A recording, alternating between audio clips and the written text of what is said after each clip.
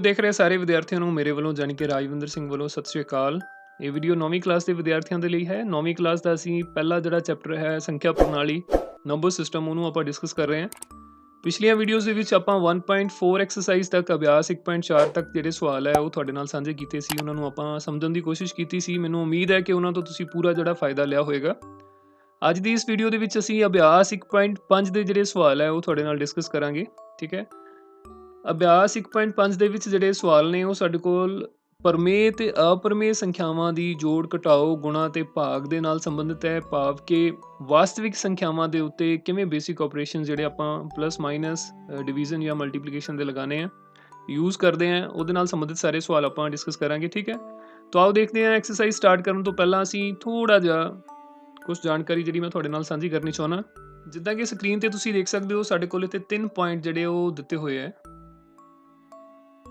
ਠੀਕ ਹੈ, ਇਹਦੇ ਵਿੱਚੋਂ ਜਿਹੜਾ ਫਰਸਟ ਪੁਆਇੰਟ ਹੈ ਉਹ ਕੀ ਕਹਿੰਦਾ ਹੈ, ਕਹਿੰਦੇ ਇੱਕ ਪਰਮੇय ਸੰਖਿਆ ਅਤੇ ਅਪਰਮੇय ਸੰਖਿਆ ਦਾ ਜੋੜ ਅਤੇ ਘਟਾਓ ਇੱਕ ਅਪਰਮੇय ਸੰਖਿਆ ਹੁੰਦੀ ਹੈ। ਠੀਕ ਹੈ, ਮਤਲਬ ਇੱਕ ਸਾਡੇ ਕੋਲ ਸੰਖਿਆ ਕੋਈ ਪਰਮੇय ਹੈ, ਉਹਦੇ ਵਿੱਚ ਜੇ ਅਸੀਂ ਜੋੜ ਜਾਂ ਘਟਾਓ ਕਰਦੇ ਹਾਂ ਕਿਸੇ ਅਪਰਮੇय ਸੰਖਿਆ ਦਾ, ਤਾਂ ਸਾਡੇ ਕੋਲ ਜੋ ਆਨਸਰ ਹੈ ਉਹ ਵੀ ਇੱਕ ਅਪਰਮੇय ਸੰਖਿਆ ਹੀ ਰਹੇਗੀ।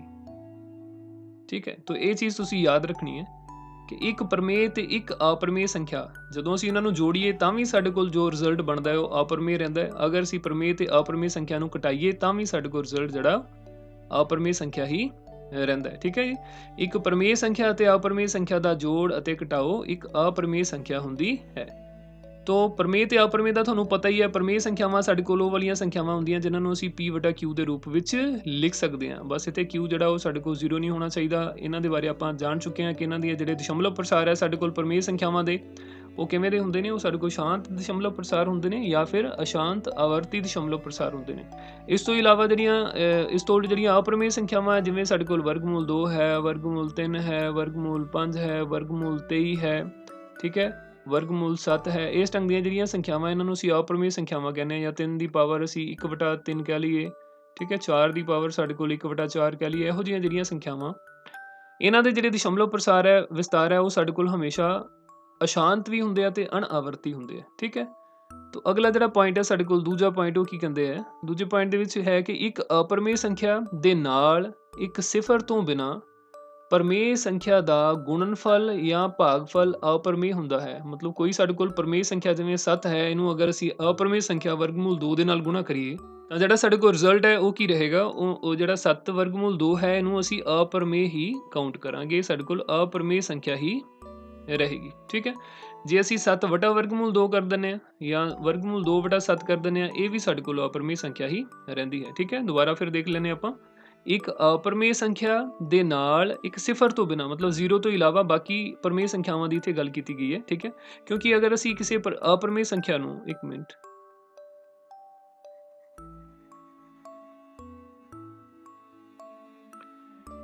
ਅਗਰ ਅਸੀਂ ਕਿਸੇ ਅਪਰਮੇय ਸੰਖਿਆ ਨੂੰ ਵਰਗਮੂਲ 2 ਨੂੰ ਜੇ ਮੈਂ 0 ਨਾਲ ਗੁਣਾ ਕਰਦਾ ਫਿਰ ਤਾਂ ਇਹ 0 ਹੋ ਜਾਏਗਾ। ਠੀਕ ਹੈ, ਫਿਰ ਇਹ ਸਾਡੇ ਕੋਲ ਇੱਕ ਪਰਮੇय ਸੰਖਿਆ ਬਣ ਜਾਂਦੀ ਹੈ।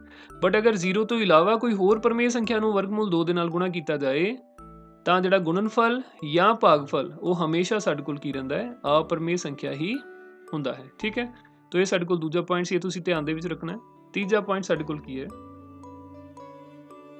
ਜੇ ਦੋ ਅਪਰਮੇय ਸੰਖਿਆਵਾਂ ਨੂੰ ਜੋੜੀਏ ਘਟਾਈਏ ਗੁਣਾ ਕਰੀਏ ਜਾਂ ਇੱਕ ਅਪਰਮੇय ਸੰਖਿਆ ਨੂੰ ਦੂਜੀ ਅਪਰਮੇय ਸੰਖਿਆ ਨਾਲ ਭਾਗ ਕਰੀਏ ਤਾਂ ਸਿੱਟਾ ਪਰਮੇय ਵੀ ਹੋ ਸਕਦਾ ਹੈ ਤੇ ਅਪਰਮੇय ਵੀ ਹੋ ਸਕਦਾ ਹੈ। ਠੀਕ ਹੈ ਜੀ, ਦੋ ਅਪਰਮੇय ਸੰਖਿਆਵਾਂ ਨੂੰ ਜਦੋਂ ਅਸੀਂ ਜੋੜਾਂਗੇ ਘਟਾਵਾਂਗੇ ਜਾਂ ਗੁਣਾ ਕਰਾਂਗੇ ਜਾਂ ਉਹਨਾਂ ਨੂੰ ਭਾਗ ਕਰਾਂਗੇ ਫਿਰ ਸਾਡੇ ਕੋਲ ਜਿਹੜਾ ਰਿਜ਼ਲਟ ਹੈ ਉਹ ਪਰਮੇय ਵੀ ਹੋ ਸਕਦਾ ਹੈ ਤੇ ਰਿਜ਼ਲਟ ਸਾਡੇ ਕੋਲ ਅਪਰਮੇय ਦੋਨੋਂ ਵੀ ਹੋ ਸਕਦੇ। ਉਹ ਸਿਚੁਏਸ਼ਨ ਤੇ ਡਿਪੈਂਡ ਕਰੇਗਾ ਅਲੱਗ-ਅਲੱਗ ਦੇ ਉੱਤੇ। ਠੀਕ ਹੈ, ਤੋ ਇਹਦੇ 'ਚ ਆਪਾਂ ਹੁਣ ਕਰੀਏ ਗੱਲ। ਪਹਿਲੇ ਇੱਕ ਵਾਰ ਫਿਰ ਮੈਂ ਰਿਪੀਟ ਕਰਦਾ। ਫਰਸਟ ਪੁਆਇੰਟ ਦੇ ਵਿੱਚ ਇੱਕ ਪਰਮੇय ਸੰਖਿਆ ਸੀ, ਇੱਕ ਅਪਰਮੇय। ਪਰਮੇय ਤੇ ਅਪਰਮੇय ਦਾ ਜੋੜ ਜਾਂ ਘਟਾਓ ਹਮੇਸ਼ਾ ਅਪਰਮੇय ਹੀ ਰਹਿੰਦੀ ਹੈ। ਦੂਜਾ ਹੈ ਕਿ ਅਪਰਮੇय ਸੰਖਿਆ ਦਾ ਪਰਮੇय ਸੰਖਿਆ ਦੇ ਨਾਲ ਗੁਣਾ ਇੱਕ 0 ਨੂੰ ਛੱਡ ਕੇ 0 ਤੋਂ ਇਲਾਵਾ ਗੁਣਨਫਲ ਜਾਂ ਭਾਗਫਲ ਉਹ ਵੀ ਸਾਡੇ ਕੋਲ ਅਪਰਮੇय ਰਹਿੰਦਾ ਹੈ। ਪਰ ਅਗਰ ਅਪਰਮੇय ਨੂੰ ਅਪਰਮੇय ਦੇ ਵਿੱਚ ਹੀ ਆਪਾਂ ਜੋੜੀਏ ਫਿਰ ਸਾਡੇ ਕੋਲ ਜੋੜੀਏ ਜਾਂ ਘਟਾਈਏ ਗੁਣਾ ਕਰੀਏ ਜਾਂ भाग करिए तो उस वेले साडे कोल जिहड़ा रिजल्ट है वो परमेय या अप्रमेय कुछ भी हो सकता है। ठीक है, तो आओ असीं सवाल देखते हैं, सवालों के नाल फिर इन्हां नूं असीं समझण दा यतन करते हैं। एक्सरसाइज 1.5 ਦੇ ਜਿਹੜੇ क्वेश्चन ਆਪਾਂ ਹੁਣ डिस्कस करांगे। सो स्क्रीन ਤੇ ਤੁਸੀਂ एक्सरसाइज अभ्यास 1.5 ਦੇ ਜਿਹੜੇ सवाल देख सकते हैं। पहला सवाल ਜਿਹੜਾ ਸਾਡੇ ਕੋਲ है कि दसो ਹੇਠਾਂ ਦਿੱਤੀਆਂ ਸੰਖਿਆਵਾਂ ਵਿੱਚੋਂ ਕਿਹੜੀਆਂ ਪ੍ਰਮੇय ਹਨ ਤੇ ਕਿਹੜੀਆਂ ਅਪਰਮੇय ਹਨ। ठीक है, तो ਇਹਦੇ 'ਚ ਸਾਡੇ ਕੋਲ ਜਿਹੜੀ ਪਹਿਲੀ ਸੰਖਿਆ ਹੈ ਇਹ ਤੁਸੀਂ ਦੇਖ ਸਕਦੇ ਹੋ।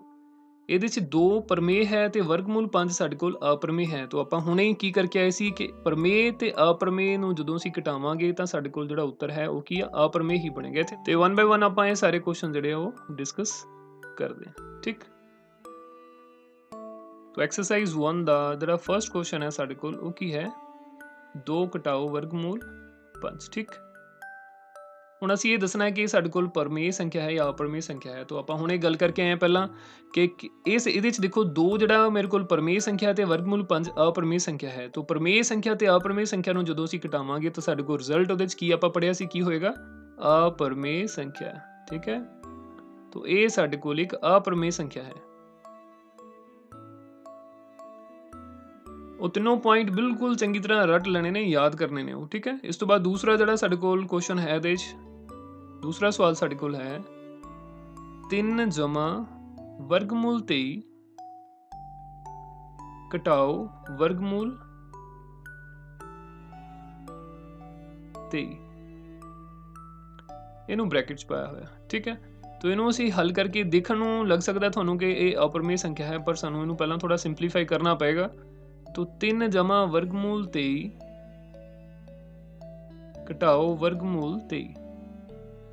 ठीक, तो ये साडे कोल बन जाएगा 3 plus square root of 23, bracket असी हटा देंगे, कोई फर्क नहीं है इहदे। ठीक है, तो ये प्लस 23 रूट 23 है माइनस रूट 23 है, साडे कोल कैंसल हो जाएंगे, साडे कोल उत्तर की बचेगा 3। ठीक है, तो ये जिहड़ा एक्सप्रैशन सानू दिता होया सी इस एक्चुअल दे विच 3 दे बराबर है। तो 3 साडे कोल की एक परमेय संख्या। ठीक है, ਇਹਦਾ मतलब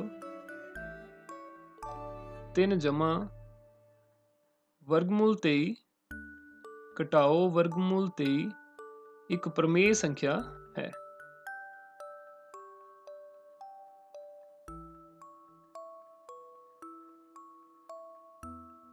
एक प्रमेय संख्या है। ठीक है जी, तो इस तो बाद थर्ड क्वेश्चन आप देखते हैं।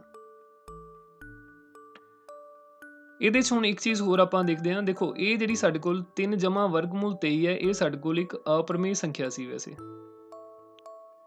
ਇਹ ਸਾਡੇ ਕੋਲ ਅਪਰਮੇय ਸੰਖਿਆ ਸੀ ਔਰ ਇਹ ਵੀ ਸਾਡੇ ਕੋਲ ਇੱਕ ਅਪਰਮੇय ਸੰਖਿਆ ਸੀ। तो ਅਪਰਮੇय ਸੰਖਿਆ ਨੂੰ ਜਦੋਂ ਅਪਰਮੇय ਸੰਖਿਆ ਦੇ ਵਿੱਚੋਂ ਘਟਾਇਆ ਤੇ ਸਾਡੇ ਕੋਲ ਰਿਜ਼ਲਟ ਕੀ ਆ ਗਿਆ, ਪ੍ਰਮੇय ਸੰਖਿਆ। ਆਪਾਂ ਤੀਸਰੇ ਪੁਆਇੰਟ ਦੇ ਵਿੱਚ ਪੜ੍ਹ ਕੇ ਆਏ ਸੀ ਕਿ ਅਪਰਮੇय ਸੰਖਿਆ ਤੇ ਅਪਰਮੇय ਸੰਖਿਆ ਦਾ ਜਿਹੜਾ ਘਟਾਓ ਹੈ ਉਹ ਪ੍ਰਮੇय ਤੇ ਅਪਰਮੇय ਕੁਝ ਵੀ ਹੋ ਸਕਦੀ ਹੈ। ਠੀਕ है, हाँ जी, तो इस तो बाद थर्ड क्वेश्चन जिहड़ा साडे कोल है वो है 2 वर्गमूल 7 वटा 7 वर्गमूल 7। ठीक है जी, तो ਇਹਦਾ हल ਆਪਾਂ करना है, बहुत ईजी क्वेश्चन है। तो 2 वर्गमूल 7 वटा 7 वर्गमूल 7, ਇਹਦੇ ਵਿੱਚ वर्गमूल 7 दोनों ਕੱਟੇ ਜਾਣਗੇ, ਸਾਡੇ ਕੋਲ ਆ ਜਾਏਗਾ 2 ਵਟਾ 7 और 2 ਵਟਾ 7 ਜਿਹੜਾ ਸਾਡੇ ਕੋਲ ਕੀ ਹੈ, ਇੱਕ ਪ੍ਰਮੇय ਸੰਖਿਆ है।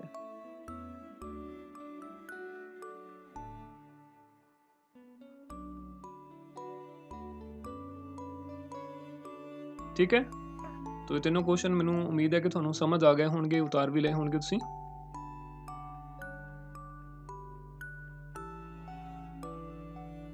इस तो बाद नैक्सट 4th ते 5th क्वेश्चन है जिहड़ा वो तुसीं अपने आप पहलां गैस करो उन्हां नू। ठीक है, वीडियो नू पॉज करके फिर अगे जिहड़ा देखना है।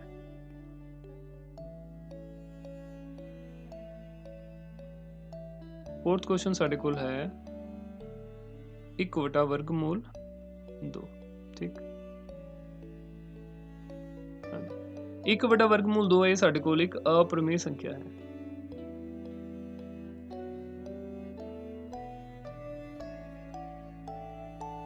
क्यों अप्रमेय संख्या है, क्योंकि एक जिहड़ा साडे कोल प्रमेय संख्या है, वर्गमूल 2 अप्रमेय संख्या है। तो प्रमेय संख्या नूं जदों असीं अप्रमेय संख्या दे नाल भाग करांगे तो दूसरा पॉइंट जिहड़ा सानूं की कहंदा सी कि ये भागफल अप्रमेय संख्या ही रहेगा। ठीक है, इस तो बाद 5वां पॉइंट साडे कोल है, 5वां क्वेश्चन है 2 पाई। हाँ जी भी 2 ਪਾਈ ਜਿਹੜਾ ਸਾਡੇ ਕੋਲ ਹੈ ਉਹ ਕੀ ਹੈ, ਪਰਮੇय ਸੰਖਿਆ ਹੈ ਕਿ ਅਪਰਮੇय ਸੰਖਿਆ ਹੈ? ਕਰੋ ਗੈਸ।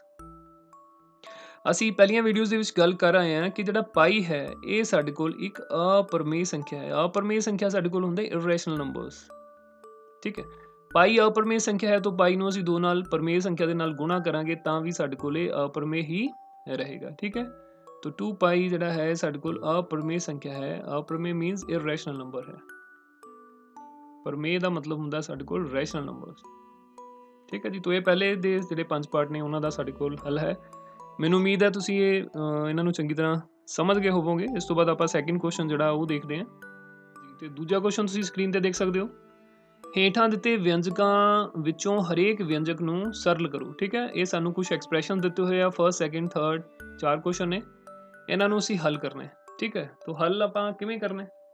ਹੱਲ ਆਪਾਂ ਉਵੇਂ ਹੀ ਕਰਨਾ ਜਿਵੇਂ ਆਪਾਂ ਮਲਟੀਪਲਾਈ ਕਰਦੇ ਹੁੰਦੇ ਪਹਿਲਾਂ a + b ਨੂੰ c + d ਦੇ ਨਾਲ ਆਪਾਂ ਮਲਟੀਪਲਾਈ ਕਰਾਂਗੇ ਕਿ ਕਰਕੇ ਫਿਰ ਉਹਨੂੰ ਸਿੰਪਲੀਫਾਈ ਕਰਾਂਗੇ, ਠੀਕ ਹੈ। तो आओ देखते हैं 1 बाय 1 एक क्वेश्चन। पहला क्वेश्चन साडे कोल है 3 + √3 इंटू 2 + √3,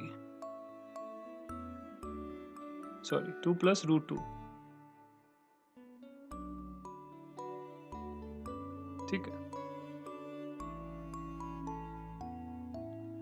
तो ਇਹਦੇ ਵਿੱਚ ਹੁਣ ਆਪਾਂ ਮਲਟੀਪਲਾਈ ਕਿਵੇਂ ਕਰਨਾ ਹੈ? ਦੇਖੋ ਕੋਈ ਐਡੀ ਸਮੱਸਿਆ ਵਾਲੀ ਗੱਲ ਨਹੀਂ ਹੈਗੀ। ਜਿਵੇਂ ਅਸੀਂ a + b ਨੂੰ ਮਲਟੀਪਲਾਈ ਕਰਦੇ ਹੁੰਦੇ ਹਾਂ c + d ਦੇ ਨਾਲ, ਉਵੇਂ ਇਹਨੂੰ ਮਲਟੀਪਲਾਈ ਕਰਾਂਗੇ। ਪਹਿਲਾਂ a ਨੂੰ c ਦੇ ਨਾਲ, ਫਿਰ a ਨੂੰ d ਦੇ ਨਾਲ, ਇਸੇ ਤਰ੍ਹਾਂ b ਨੂੰ c ਦੇ ਨਾਲ ਔਰ ਇਸੇ ਤਰ੍ਹਾਂ b ਨੂੰ d ਦੇ ਨਾਲ। ਇਹ ਸਾਡੇ ਕੋਲ ਬਣ ਜਾਏਗਾ ac + ad, ਠੀਕ ਹੈ। ਉਸ ਤੋਂ ਬਾਅਦ b ਨੂੰ c ਨਾ ਕਰੋਗੇ ਤਾਂ bc + bd ਬਣ ਜਾਏਗਾ, ਠੀਕ ਹੈ। ਇਹੀ ਚੀਜ਼ ਆਪਾਂ ਯੂਜ਼ ਕਰਕੇ ਇਹ ਜਿਹੜਾ ਸਵਾਲ ਹੈ ਉਹਨੂੰ ਹੱਲ ਕਰ ਲਾਂਗੇ, ਠੀਕ ਹੈ।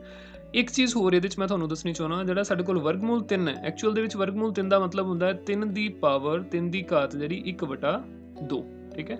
ਇੱਥੇ ਕੋਈ ਵੀ ਨੰਬਰ ਅਗਰ x ਦਾ ਵਰਗਮੂਲ ਹੈ ਮੇਰੇ ਕੋਲ, x ਦਾ ਸਕੁਆਇਰ ਰੂਟ ਹੈ, that means x raised to power 1/2, ਠੀਕ ਹੈ। तो ਜਦੋਂ ਆਪਾਂ ਮਲਟੀਪਲਾਈ ਕਰਨਾ ਤਾਂ ਇਹ ਚੀਜ਼ ਧਿਆਨ ਦੇ ਵਿੱਚ ਰੱਖਣੀ ਹੈ। ਹਾਂਜੀ, ਤੇ ਹੁਣ ਅਸੀਂ ਸਟਾਰਟ ਕਰਦੇ ਹਾਂ ਕੁਐਸਚਨ ਆਪਣਾ। 3 + ਵਰਗਮੂਲ 3 2 + ਵਰਗਮੂਲ 2, ਠੀਕ। तो ਇਹਦੇ ਵਿੱਚ ਪਹਿਲਾਂ ਅਸੀਂ 3 ਨੂੰ 2 ਦੇ ਨਾਲ ਕਰਾਂਗੇ, ਫਿਰ ਅਸੀਂ 3 ਨੂੰ ਵਰਗਮੂਲ 2 ਨਾਲ ਗੁਣਾ ਕਰਾਂਗੇ। ਸਾਡੇ ਕੋਲ ਆਏਗਾ 3 ਦੂਣੀ 6 ਆ ਜਾਏਗਾ, ਜਾਂ ਨੂੰ ਆਪਾਂ ਲਿਖ ਲੈਣੇ ਪਹਿਲਾਂ 3 × 3, ਫਿਰ ਪਲੱਸ ਦਾ ਸਾਈਨ ਇਹ ਵਾਲਾ ਆਏਗਾ।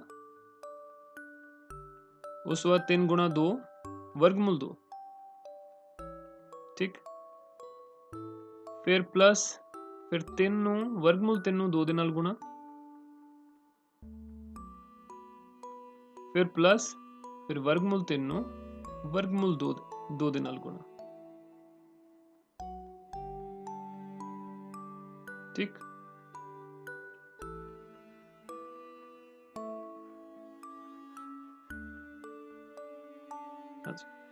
तो 3 दूनी साडे कोल की हो जाएगा 6, 3 वर्गमूल 2 ਨੂੰ ਆਪਾਂ ਐਵੇਂ ਲਿਖਾਂਗੇ 3 वर्गमूल 2, और ਇਹ ਸਾਡੇ ਕੋਲ वर्गमूल 3 × 2 ਹੈ, ਇਹ ਸਾਡੇ ਕੋਲ 2, ਇਹਨੂੰ ਲਿਖਣ ਲੱਗੇ ਹਮੇਸ਼ਾ ਆਪਾਂ ਪ੍ਰਮੇय ਸੰਖਿਆ ਨੂੰ ਅੱਗੇ ਲਿਖਦੇ ਹਾਂ, ਠੀਕ ਹੈ। 2 × वर्गमूल 3 ਬਣੇਗਾ। और तीसरा है, ਹੁਣ ਇਹਦੇ ਵਿੱਚ ਸਾਡੇ ਕੋਲ ਕੀ ਹੈ? ਦੇਖੋ ਅਗਰ x raised to power ਮੇਰੇ ਕੋਲ m ਹੋਏ ਔਰ ਨਾਲ y raised to power m ਹੋਏ ਤਾਂ ਇਹਨੂੰ ਅਸੀਂ ਲਿਖ ਦਿੰਦੇ ਹਾਂ, ਪਾਵਰ ਜਿਹੜੀ ਆ ਉਹ ਸਾਡੇ ਕੋਲ ਬਾਹਰ ਚਲੇ ਜਾਏਗੀ, x ਤੇ y ਦੋਨੋਂ ਬੇਸ ਜਿਹੜੇ ਗੁਣਾ ਹੋ ਜਾਣਗੇ, ਪਾਵਰ ਨੂੰ ਅਸੀਂ ਇੱਕ ਜਗ੍ਹਾ ਬ੍ਰੈਕਟ ਪਾ ਕੇ ਬਾਹਰ ਲਿਖ ਸਕਦੇ ਹਾਂ, ਠੀਕ ਹੈ। ਇਹ ਸਾਡੇ ਕੋਲ ਰੂਲ ਹੁੰਦਾ ਹੈ ਅਲਜਬਰੇ ਦਾ, ਠੀਕ ਹੈ। ਤਾਂ ਇਹਦੇ ਵਿੱਚ ਮੇਰੇ ਕੋਲ ਇਹ ਕੀ ਹੈ, 3 ਜਿਹੜਾ 3 ਹੈ ਵਰਗਮੂਲ 3, ਇਹ ਕੀ ਹੈ? ਇਹ 3 ਦੀ ਪਾਵਰ 1/2, ਔਰ ਜਿਹੜਾ ਵਰਗਮੂਲ 2 ਹੈ ਉਹ ਕੀ ਹੈ? 2 ਦੀ ਪਾਵਰ 1/2, ਠੀਕ ਹੈ। तो ਇਹਦਾ ਮਤਲਬ ਜਦੋਂ ਇਹਨਾਂ ਨੂੰ ਗੁਣਾ ਕਰਾਂਗੇ ਤਾਂ ਉਹਨੂੰ ਮੈਂ ਲਿਖ ਸਕਦਾ 3 × 2 ਔਰ ਸਾਰੇ ਦੀ ਪਾਵਰ 1/2, ठीक। तो ये अपने को बन जाएगा √3 × 2, ठीक है। 3 × 2 सारे की पावर साढ़े को वर्गमूल आप पाया तो सारी जी घात है वो साढ़े को 1/2 बन जाती है, ठीक। तो ये अपने को हो गया 6 + 3√2 + 2√3 + √6, ठीक है जी।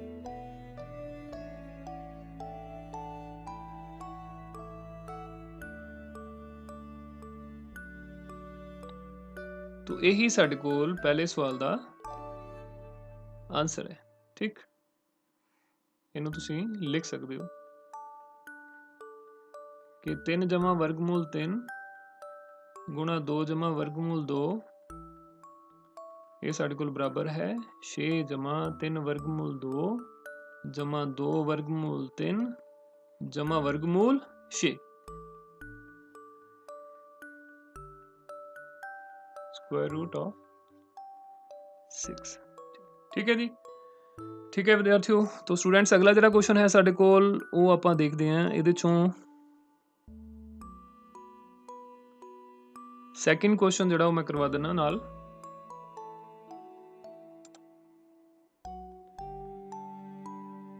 तो सैकेंड पार्ट जिहड़ा साडे कोल है वो है साडे कोल 3 जमा वर्गमूल 3 गुणा 3 घटाओ वर्गमूल 3 3 plus root 3 into 3 minus root 3। ठीक है, तो ये वास्ते एक फार्मूला आपां नूं पता है, असीं छोटियां क्लासेस दे विच पढ़दे हैं ए प्लस बी इंटू ए माइनस बी। ए प्लस बी इंटू ए माइनस बी साडे कोल की हुंदा है A square minus B square. ठीक, ए स्क्वायर माइनस बी स्क्वायर। तो ये आपां देख सकते हैं इत्थे साडे कोल 3 जमा वर्गमूल 3 है ते 3 घटाओ वर्गमूल 3 है। ठीक है, इहदा मतलब 3 नूं आपां ए मान लैंदे हां, वर्गमूल 3 नूं बी मान लैंदे हां, ते साडे कोल सिंपली की फार्मूला बन जाएगा 3 दा वर्ग घटाओ वर्गमूल 3 दा वर्ग। ठीक है जी, तो 3 दा वर्ग साडे कोल की हो जाएगा 9 और वर्गमूल 3 दा वर्ग साडे कोल 3 हुंदा है। ठीक है, इहनूं आपां देख लैने। देखो वर्गमूल 3 ਦਾ ਜਦੋਂ वर्ग करना ਇਹਦਾ मतलब है साडे कोल कि वर्गमूल 3 गुणा वर्गमूल 3। ठीक है, तो वर्गमूल 3 ਦਾ मतलब ਹੁੰਦਾ 3 ਦੀ ਘਾਤ 1/2। तो ਇਹ ਸਾਡੇ ਕੋਲ 3^1/2 ਇੰਟੂ 3^1/2 ਹੋ ਜਾਏਗਾ। तो ਜਦੋਂ ਸਾਡੇ ਕੋਲ ਮਲਟੀਪਲੀਕੇਸ਼ਨ ਦੇ ਵਿੱਚ ਆਧਾਰ ਜਿਹੜਾ ਹੈ ਉਹ ਸਮਾਨ ਹੋਵੇ ਤਾਂ ਅਸੀਂ ਜਿਹੜੀਆਂ ਉਹਨਾਂ ਦੀਆਂ ਪਾਵਰਸ ਹੈ ਉਹਨਾਂ ਨੂੰ ਐਡ ਕਰ ਦਿੰਦੇ ਹਾਂ। ਠੀਕ ਹੈ, ਘਾਤਾਂ ਹੋਣ ਸਮਾਨ, ਆਧਾਰ ਹੋਣ ਸਮਾਨ ਤਾਂ ਘਾਤਾਂ ਨੂੰ ਜੋੜ ਦਈਦਾ ਹੈ। तो ਇਹ ਸਾਡੇ ਕੋਲ 3 ਦੀ ਪਾਵਰ ਕੀ ਬਣ ਜਾਏਗੀ 1/2 ਜਮਾ 1/2। 1/2 ਦਾ ਮਤਲਬ ਅੱਧਾ ਹੈ, ਅੱਧਾ ਅੱਧਾ ਸਾਡੇ ਕੋਲ ਕੀ ਹੋ ਜਾਏਗਾ 1। तो ਇਹ ਸਾਡੇ ਕੋਲ 3 ਦੇ ਬਰਾਬਰ ਹੋ ਜਾਂਦਾ ਹੈ। तो वर्गमूल 3 ਦਾ ਵਰਗ ਜਿਹੜਾ ਉਹ ਸਾਡੇ ਕੋਲ 3 ਦੇ ਬਰਾਬਰ ਹੀ ਹੈਗਾ। ਇਹਨੂੰ ਆਪਾਂ ਇਦਾਂ ਵੀ ਲਿਖ ਸਕਦੇ ਹਾਂ,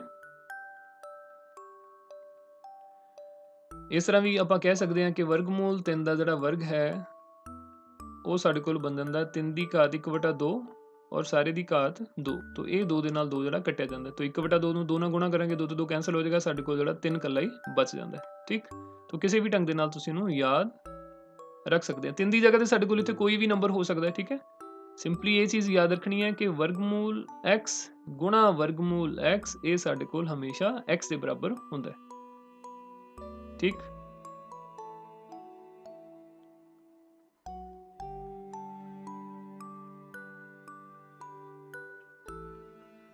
तो ये साडे कोल 9 ਦੇ ਵਿੱਚੋਂ ਜਦੋਂ 3 ਅਸੀਂ ਘਟਾਵਾਂਗੇ ਸਾਡੇ ਕੋਲ ਕੀ ਆ ਜਾਏਗਾ 6। तो ये साडे कोल आंसर है सवाल ਦਾ।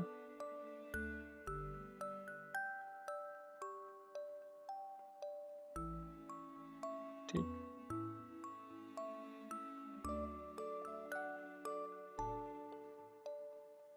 सो बिल्कुल सैकेंड क्वेश्चन की तरह ही साडे कोल ਜਿਹੜਾ फोर्थ क्वेश्चन भी है, 3 जमा वर्गमूल 3 सी 3 घटाओ वर्गमूल 3। ये साडे कोल ਜਿਹੜਾ वर्गमूल 5 घटाओ वर्गमूल 2 है, वर्गमूल 5 जमा वर्गमूल 2 है। ठीक है, तो ये भी साडे कोल वर्गमूल 5 का वर्ग बन जाएगा और घटाओ वर्गमूल 2 का वर्ग बन जाएगा। मैनू इनू तुसी बड़ी आसानी के नाल हुण लिख सकते हो। ठीक है, ये साडे कोल 5 घटाओ 2 बराबर 3 जिहड़ा उत्तर इहदा बन जाएगा। ठीक है, और ये साडे कोल सवाल है जिहड़ा तीजा a plus B whole square. तो ये जिहड़ा फार्मूला तुसी यूज़ करना वो मैं इत्थे लिख देना, ये भी तुसी अपने आप ही ट्राई करना है। ए प्लस बी स्क्वायर साडे कोल फार्मूला की हुंदा है, ये आपां पढ़ चुके हैं पहला। ठीक है, A square plus B square plus 2ab। तो ये सवाल तुसी अपने आप हल करोगे। ठीक, दूजा सवाल अपने आप तुसी हल करना है। इस तो बाद है साडे कोल तीजा सवाल। ਤੁਹਾਨੂੰ याद होवेगा कि पाई ਨੂੰ एक ਚੱਕਰ ਦੇ ਘੇਰੇ मान लो C ਅਤੇ ਉਸਦੇ व्यास मान लो D ਦੇ ਅਨੁਪਾਤ ਨਾਲ ਪਰਿਭਾਸ਼ਿਤ ਕੀਤਾ ਜਾਂਦਾ ਹੈ। ਅਰਥਾਤ ਜਿਹੜਾ ਪਾਈ ਹੈ ਸਾਡੇ ਕੋਲ ਉਹ C/D ਬਣਦਾ ਹੈ। ਠੀਕ ਹੈ, C ਸਾਡੇ ਕੋਲ ਕਿਸੇ ਚੱਕਰ ਦਾ ਘੇਰਾ ਹੈ और D ਜਿਹੜਾ ਉਸ ਚੱਕਰ ਦਾ व्यास ਹੈ। ਪਾਈ ਹੁੰਦਾ ਵੀ ਇਹੀ ਹੈ ਸਾਡੇ ਕੋਲ, ਕਿਸੇ ਵੀ ਚੱਕਰ ਦੇ ਘੇਰੇ ਨੂੰ ਅਸੀਂ ਅਗਰ व्यास ਨਾਲ ਉਹਦੇ ਹੀ व्यास ਨਾਲ ਭਾਗ ਕਰੀਏ ਤਾਂ ਹਮੇਸ਼ਾ ਉਹਦੀ ਵੈਲਿਊ ਕਾਂਸਟੈਂਟ ਰਹਿੰਦੀ ਹੈ ਜਿਹੜੀ ਪਾਈ ਦੇ ਬਰਾਬਰ ਹੁੰਦੀ ਹੈ। ਚੱਕਰ ਸਾਡੇ ਕੋਲ ਚਾਹੇ ਛੋਟਾ ਹੋਵੇ ਚਾਹੇ ਚੱਕਰ ਸਾਡੇ ਕੋਲ ਵੱਡਾ ਹੋਵੇ ਉਹਦੇ ਨਾਲ ਕੋਈ ਫਰਕ ਨਹੀਂ ਪੈਂਦਾ। ਠੀਕ ਹੈ, ਘੇਰੇ ਨੂੰ व्यास ਦੇ ਨਾਲ ਆਪਾਂ ਭਾਗ ਕਰਨਾ ਹੈ, ਘੇਰਾ ਵਟਾ व्यास। ਇਹ ਸਾਡੇ ਕੋਲ ਕਾਂਸਟੈਂਟ ਹੈ ਔਰ ਇਸੇ ਨੂੰ ਅਸੀਂ ਪਾਈ ਕਹਿੰਦੇ ਹਾਂ। ਬਸ ਇੰਨਾ ਖਿਆਲ ਰੱਖਣਾ ਕਿ ਜਿਸ ਚੱਕਰ ਦਾ ਘੇਰਾ ਲਿਆ ਉਸੇ ਚੱਕਰ ਦਾ ਵਿਆਸ ਲੈਣਾ ਆਪਾਂ। ਤੋ ਅਗਰ ਜਿਹੜਾ ਘੇਰਾ ਵਟਾ ਵਿਆਸ ਹੈ ਇਹ ਸਾਡੇ ਕੋਲ ਹੁਣ ਦੇਖੋ ਇਹ ਤਾਂ P/Q ਫਾਰਮ ਹੋ ਗਈ। ਤੋ ਕੁਐਸਚਨ ਸਾਡੇ ਕੋਲ ਕੀ ਹੈ ਕਿ ਇਹ ਤਾਂ ਪ੍ਰਮੇय ਸੰਖਿਆ ਵਰਗਾ ਦੇਖਣ ਨੂੰ ਲੱਗਦਾ ਹੈ ਨਾ। ਤੋ ਪਾਈ ਨੂੰ ਅਸੀਂ ਅਪਰਮੇय ਕਹਿੰਦੇ ਆ। ਇਦਾਂ ਕਿਉਂ ਹੈ? ਇਸ ਵਿਰੋਧ ਦੀ ਦਲੀਲ ਤੁਸੀਂ ਕਿਸ ਤਰ੍ਹਾਂ ਦਿਓਗੇ? ਸੋ ਸਟੂਡੈਂਟਸ ਇਸ ਸਵਾਲ ਦਾ ਜਵਾਬ ਜਿਹੜਾ ਆਪਾਂ ਬੁੱਕ ਦੇ ਵਿੱਚ ਜਿਹੜਾ ਸਾਨੂੰ ਆਨਸਰ ਦਿੱਤਾ ਹੋਇਆ ਉਸੇ ਤੋਂ ਆਪਾਂ ਸਮਝਣ ਦਾ ਯਤਨ ਕਰਾਂਗੇ। ਠੀਕ ਹੈ, ਸਾਡੇ ਕੋਲ ਜਿਹੜਾ ਆਨਸਰ ਹੈ ਇਸ ਕੁਐਸਚਨ ਦਾ ਉਹ ਕੀ ਹੈ ਕਿ ਇਸ ਦਾ ਕੋਈ ਅੰਤਰ ਵਿਰੋਧ ਨਹੀਂ ਹੈ। ਮਤਲਬ ਅਗਰ ਅਸੀਂ ਉਹਨੂੰ ਘੇਰਾ ਵਟਾ ਵਿਆਸ ਲਿਖ ਵੀ ਲੈਂਦੇ ਹਾਂ ਤਾਂ ਇਹਦੇ 'ਚ ਕੋਈ ਵਿਰੋਧ ਨਹੀਂ ਹੈ। ਕਿਉਂ? ਯਾਦ ਰਹੇ ਜਦੋਂ ਅਸੀਂ ਕਦੇ ਵੀ ਸਕੇਲ ਜਾਂ ਕਿਸੇ ਹੋਰ ਚੀਜ਼ ਨਾਲ ਲੰਬਾਈ ਨਾਪਦੇ ਹਾਂ ਤਾਂ ਤੁਹਾਨੂੰ ਕੇਵਲ ਇੱਕ ਲਗਭਗ ਪ੍ਰਮੇय ਪ੍ਰਾਪਤ ਹੁੰਦਾ ਹੈ। ਇਸ ਲਈ ਤੁਸੀਂ ਇਹ ਅਨੁਭਵ ਨਹੀਂ ਕਰ ਸਕਦੇ ਕਿ C ਜਾਂ D ਅਪਰਮੇय ਹੈ ਜਾਂ ਨਹੀਂ। ਠੀਕ ਹੈ, ਤੋ ਜਿਹੜਾ C/D ਆਪਾਂ ਲਿਖਦੇ ਹਾਂ। ਹੁਣ ਜਦੋਂ ਕੋਈ ਵੀ ਚੱਕਰ ਹੈ ਸਾਨੂੰ ਦਿੱਤਾ ਹੋਇਆ, ਉਸ ਚੱਕਰ ਦਾ ਜਿਹੜਾ ਘੇਰਾ ਅਸੀਂ ਨਾਪਣਾ ਹੈ, ਠੀਕ ਹੈ, ਉਹ ਨਾਪਾਂਗੇ ਤਾਂ ਅਸੀਂ ਕਿਸੇ ਸਕੇਲ ਦੇ ਨਾਲ ਹੀ ਨਾਪਾਂਗੇ ਜਾਂ ਉਹਦਾ ਜਿਹੜਾ ਡਾਇਆਮੀਟਰ ਹੈ ਉਹਨੂੰ ਅਸੀਂ ਜਿਹੜਾ ਮਿਣਨਾ ਆ ਉਹ ਤਾਂ ਅਸੀਂ ਕੋਈ ਫੁੱਟਾ ਲੈ ਕੇ ਮਿਣਾਂਗੇ। ਹੁਣ ਸਕੇਲ ਦੇ ਉੱਤੇ ਸਾਨੂੰ ਦੇਖੋ ਸਕੇਲ ਦੇ ਉੱਤੇ ਜਿੰਨੇ ਵੀ ਨੰਬਰ ਦਿੱਤੇ ਹੋਏ ਆ, ਠੀਕ ਹੈ, 0 ਹੈ, ਉਸ ਤੋਂ ਬਾਅਦ 1 ਹੈ, ਇਹਦੇ ਵਿਚਕਾਰ ਸਾਡੇ ਕੋਲ ਇਹ ਛੋਟੀਆਂ ਲਾਈਨਾਂ ਹੁੰਦੀਆਂ, ਠੀਕ ਹੈ, ਇਸ ਤੋਂ ਅੱਗੇ ਫਿਰ ਸਾਡੇ ਕੋਲ 2 ਹੁੰਦਾ ਹੈ। ਤੋ ਜਦੋਂ ਅਸੀਂ ਇਹਨੂੰ ਮੈਜਰ ਵੀ ਕਰਾਂਗੇ, ਕੋਈ ਲਾਈਨ ਹੈ ਸਾਡੇ ਕੋਲ, ਉਹ ਸਾਡੇ ਕੋਲ ਇੱਕ ਅਪਰੋਕਸੀਮੇਟ ਵੈਲਿਊ ਲਗਭਗ ਵੈਲਿਊ ਆਉਂਦੀ ਹੈ ਕਿ 1 ਸੈਂਟੀਮੀਟਰ ਦੇ ਬਰਾਬਰ ਹੈ ਜਾਂ 1.1 ਦੇ ਬਰਾਬਰ ਹੈ ਜਾਂ 1.2 ਦੇ ਬਰਾਬਰ ਹੈ। ਇਸੇ ਸੰਖਿਆ ਰੇਖਾ ਦੇ ਉੱਤੇ ਸਾਡੇ ਕੋਲ ਪ੍ਰਮੇय ਸੰਖਿਆਵਾਂ ਵੀ ਹੁੰਦੀਆਂ ਤੇ ਅਪਰਮੇय ਸੰਖਿਆਵਾਂ ਵੀ ਹੁੰਦੀਆਂ। ਤੋ ਅਸਲ ਦੇ ਵਿੱਚ ਅਸੀਂ ਇਹ ਨਹੀਂ ਕਹਿ ਸਕਦੇ ਕਿ ਜਿਹੜਾ C ਅਸੀਂ ਲੰਬਾਈ ਨਾਪੀ ਹੈ ਘੇਰੇ ਦੀ ਉਹ ਇੱਕ ਪ੍ਰਮੇय ਸੰਖਿਆ ਹੈ ਜਾਂ ਅਪਰਮੇय ਸੰਖਿਆ ਹੈ। ਇਸੇ ਤਰ੍ਹਾਂ D ਜਿਹੜਾ ਹੈ ਉਹ ਇੱਕ ਪ੍ਰਮੇय ਹੈ ਜਾਂ ਅਪਰਮੇय ਹੈ। ਉਹ ਕੁਝ ਵੀ ਹੋ ਸਕਦਾ ਕਿਉਂਕਿ ਸਾਰੀਆਂ ਦੀਆਂ ਸਾਰੀਆਂ ਵਾਸਤਵਿਕ ਸੰਖਿਆਵਾਂ ਸਾਡੇ ਕੋਲ ਸੰਖਿਆ ਰੇਖਾ ਦੇ ਉੱਤੇ ਹੀ ਮੌਜੂਦ ਹੁੰਦੀਆਂ ਨੇ। ਠੀਕ ਹੈ, ਤੋ ਇਹਦਾ ਆਨਸਰ ਤੁਸੀਂ ਇਹ ਵਾਲੀਆਂ ਜਿਹੜੀਆਂ ਲਾਈਨਾਂ ਨੇ ਉਹ ਨੋਟ ਕਰ ਲੈਣੀਆਂ ਨੇ। ਠੀਕ, ਤੋ ਇਸ ਤੋਂ ਬਾਅਦ ਅੱਜ ਦੇ ਲਈ ਇੰਨਾ ਬਹੁਤ ਹੈ। ਮੈਨੂੰ ਉਮੀਦ ਹੈ ਕਿ ਤੁਸੀਂ ਇਹ ਸਾਰੇ ਜਿਹੜੀਆਂ ਚੀਜ਼ਾਂ ਨੂੰ ਬੜੇ ਧਿਆਨ ਦੇ ਨਾਲ ਸਮਝੇ ਹੋਵੋਗੇ ਤੇ ਇਹਨਾਂ ਨੂੰ ਨੋਟ ਵੀ ਕਰ ਲਿਆ ਹੋਵੇਗਾ। ਇਸ ਤੋਂ ਬਾਅਦ ਅਗਲੀ ਵੀਡੀਓ ਦੇ ਵਿੱਚ ਫਿਰ ਆਪਾਂ ਅਗਲੇ ਸਵਾਲ ਜਿਹੜੇ ਹੈ ਉਹ ਹੱਲ ਕਰਾਂਗੇ। ਵੀਡੀਓ ਨੂੰ ਲਾਸਟ ਤੱਕ ਦੇਖਣ ਲਈ ਥੈਂਕ ਯੂ, ਬਹੁਤ ਧੰਨਵਾਦ। ਠੀਕ ਹੈ ਜੀ, ਤੋ ਅਗਲੀ ਵੀਡੀਓ ਦੇ ਵਿੱਚ ਫਿਰ ਦੁਬਾਰਾ ਅਸੀਂ ਮਿਲਦੇ ਹਾਂ। ਉਦੋਂ ਤੱਕ ਸਤਿ ਸ਼੍ਰੀ ਅਕਾਲ।